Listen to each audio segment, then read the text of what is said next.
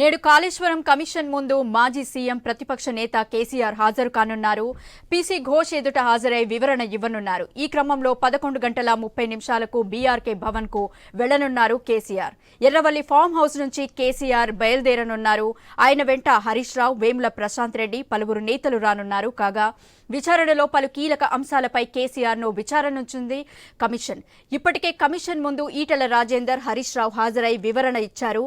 చివరగా కేసీఆర్ ను విచారించనున్నారు పీసీ ఘోష్. క్షేత్రస్థాయి నుంచి మొదలుకొని ఉన్నత స్థాయి వరకు కాళేశ్వరం నిర్మాణంలో భాగమైన ఇరిగేషన్ అధికారులు విచారణ చేపట్టనున్నారు. పీసీ ఘోష్ కమిషన్ ఎదుట కేసీఆర్ హాజరై వివరణ ఇవ్వనున్న నేపథ్యంలో బీఆర్కే భవన్ పరిసరాల్లో పోలీసు బందోబస్తు ఏర్పాటు చేశారు.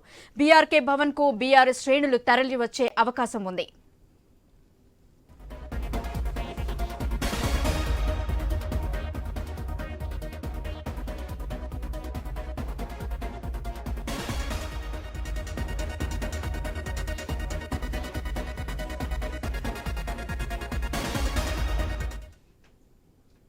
నేడు కాళేశ్వరం కమిషన్ ముందు మాజీ సీఎం ప్రతిపక్ష నేత కేసీఆర్ హాజరు కానున్నారు.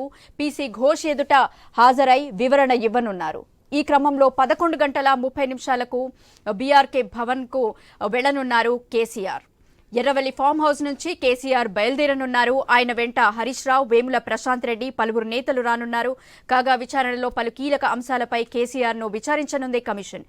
ఇప్పటికే కమిషన్ ముందు ఈటెల రాజేందర్, హరీష్ రావు హాజరై వివరణ ఇచ్చారు. చివరిగా కేసీఆర్ ను విచారించనున్నారు పీసీ ఘోష్. క్షేత్రస్థాయి నుంచి మొదలుకొని ఉన్నత స్థాయి వరకు కాళేశ్వరం నిర్మాణంలో భాగమైన ఇరిగేషన్ అధికారులు విచారణ చేపట్టనున్నారు. పీసీ ఘోష్ కమిషన్ ఎదుట కేసీఆర్ హాజరై వివరణ ఇవ్వనున్న నేపథ్యంలో బీఆర్కే భవన్ పరిసరాల్లో పోలీసు బందోబస్తు ఏర్పాటు చేశారు. బీఆర్కే భవన్ కు బీఆర్ఎస్ శ్రేణులు తరలివచ్చే అవకాశం ఉంది. ఇక దీనిపై మరింత సమాచారం మా ప్రతినిధి స్వామి అందిస్తారు ఫోన్ లైన్లో. స్వామి, చెప్పండి, విచారణ ఏ విధంగా కొనసాగనుంది ఈరోజు?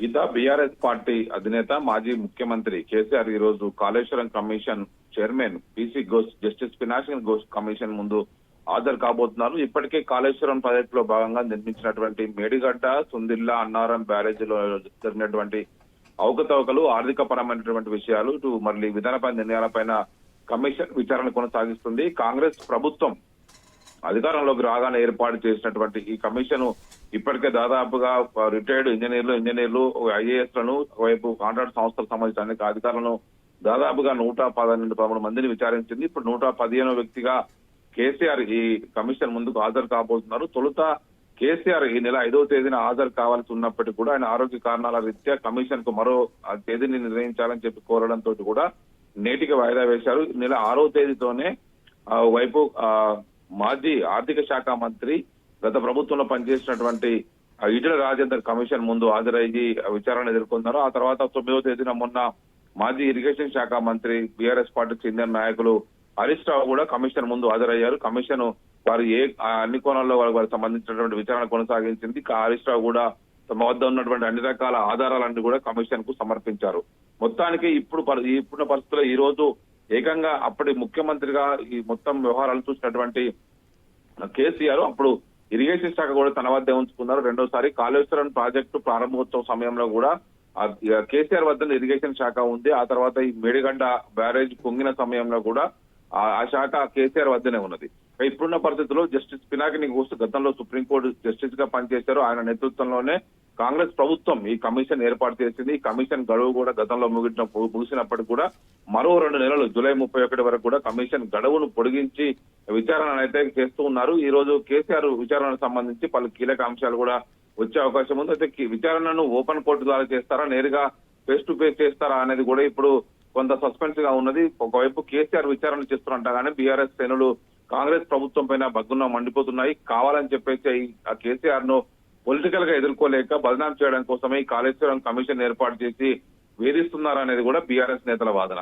దీనికోసం పెద్ద ఎత్తున కూడా బీఆర్ఎస్ నేతలు, కార్యకర్తలు బుర్ల రామకృష్ణారావు భవన్ పరిసర ప్రాంతాలకు చేరుకునే అవకాశం ఉంది. ఇప్పటికే పోలీసులు కూడా పటిష్టమైన బందోబస్తు ఏర్పాటు చేశారు. పెద్ద ఎత్తున తరలి వచ్చేటువంటి కార్యకర్తల నాయకులను సమన్వయం చేసుకోవడం కోసం 9 గంటలకే party working president KTR Adarsh Nagar MLA quarters ఉన్నటువంటి తలసాని శ్రీనివాస్ యాదవ్ నివాసానికి చేరుకొని అక్కడి నుంచి మొత్తం వ్యవహారాన్ని సమీక్షించనున్నారు. ఒకవైపు లా అండ్ ఆర్డర్ ఇష్యూ రాకుండా జాగ్రత్త పడుతున్నారు. పెద్ద ఎత్తున పార్టీ కార్యకర్తల నాయకులు తరలి వస్తారని చెప్పేసి ఇప్పటికి ఒక అంచనా అయితే ఉన్నది.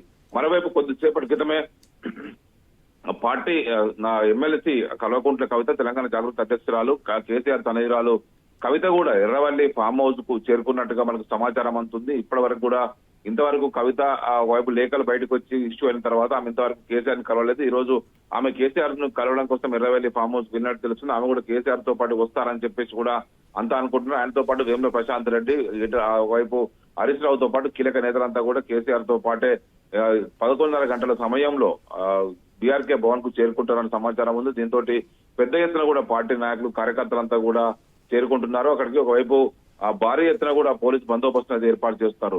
మొత్తానికి ఈ రోజు justice Pinakini Ghosh Kaleshwaram commission chairman హోదాలో కేసీఆర్ ను ఏమేం క్వశ్చన్స్ అడగనున్నారు, ఏ విషయాలను ఈసారి ఆరా తీయబోతున్నారు, అప్పుడు ఆ ఇరిగేషన్ శాఖ కూడా కేసీఆర్ వద్దనే ఉంది.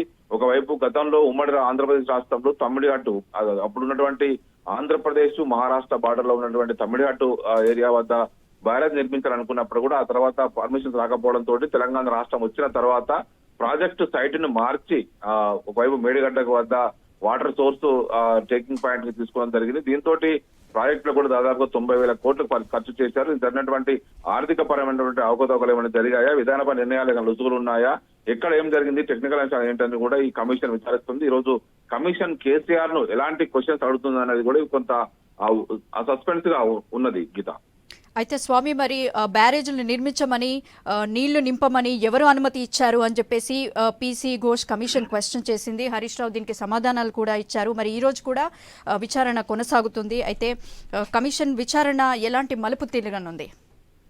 అంటే ప్రధానంగా ఇప్పుడు జరిగేటువంటి కేసీఆర్ ను మాత్రం ప్రధానంగా విధానపర నిర్ణయాలపైన ఎక్కువనే విచారించే అవకాశం కనబడుతుంది. కాళేశ్వరం ప్రాజెక్టు కట్టడం కోసం ప్రత్యేకమైనటువంటి కార్పొరేషన్ ఏర్పాటు చేసి రుణాలు సమీకరించారు. ఈ రుణాలు దాదాపు 60,000 కోట్ల పైగా రుణాలు తీసుకొచ్చారు. అందులో కూడా దాదాపు ఇప్పటికే సగం పైగా తీర్చినట్టుగా కూడా బీఆర్ఎస్ నేతలు చెప్తూ ఉన్నారు. దాంతో పాటు రాష్ట్ర బడ్జెట్ నుంచి మరొక 30,000 కోట్లు ఖర్చు చేశారు. మొత్తానికి 2 టీఎంసీల నీరును లిఫ్ట్ చేయడం కోసం దాదాపుగా 90,000 కోట్లు ఖర్చు పెట్టారు. 3వ టీఎంసీ కోసం 1,20,000 కోట్లు ఖర్చు చేయాలనేది కూడా ఈ ప్రాజెక్టు అంచనా ఉన్నది. తెలంగాణకు ఉన్నటువంటి గోదావరిలో పూర్తి స్థాయి నీటి వాటాను వాడుకోవడమే లక్ష్యంగా, ఉత్తర తెలంగాణను సస్యశ్యామలం చేయడమే లక్ష్యంగా కేసీఆర్ ఇంత పెద్ద ప్రాజెక్ట్ ని కట్టి దాదాపుగా 100 కాంపోనెంట్లతో ప్రాజెక్టు పూర్తి చేశాము. ఒకవైపు దీన్ని పూర్తి స్థాయిగా తెలంగాణలో 18 జిల్లాలకు తాగునీరు అందిస్తున్నాము. ఇలాంటి ప్రాజెక్టు సక్సెస్ఫుల్ గా కొనసాగుతుంటే దీనికి కావాలని చెప్పేసి కాంగ్రెస్ రాజకీయం చేయడం కోసమే కమిషన్ వేసింది, మమ్మల్ని బదనాం చేయడం కోసం ప్రయత్నం చేస్తున్నారు అనేది కూడా బీఆర్ఎస్ నేతల వాదన. ఇప్పటికే దీనికి సంబంధించినటువంటి కాగ్ రిపోర్ట్ కావచ్చు, విజిలెన్స్ రిపోర్ట్ కావచ్చు, ఎన్డీఎస్ఏ రిపోర్ట్ లాంటి కీలక రిపోర్ట్లనే ఇప్పుడు justice Pinakini Ghosh, justice PC Ghosh KCR ముందు ఉంచి విచారించే అవకాశం కనబడుతుంది. కాళేశ్వరం ప్రాజెక్టు ఉన్నటువంటి మేడిగడ్డ బ్యారేజ్ వద్ద పిఆర్ నెంబర్ 7 లో 2 పిల్లలు దానికి సంబంధించి ఎన్డీఎస్ఏ రిపోర్ట్ వచ్చింది. ఎన్డీఎస్ఏ రిపోర్టు, విజిలెన్స్ రిపోర్టు, కాగు రిపోర్టు, ఈ 3 రిపోర్టులపైన కేసీఆర్ ను మెయిన్ గా ప్రశ్నించే అవకాశం కనబడుతుంది. గీత, థ్యాంక్ యూ స్వామి.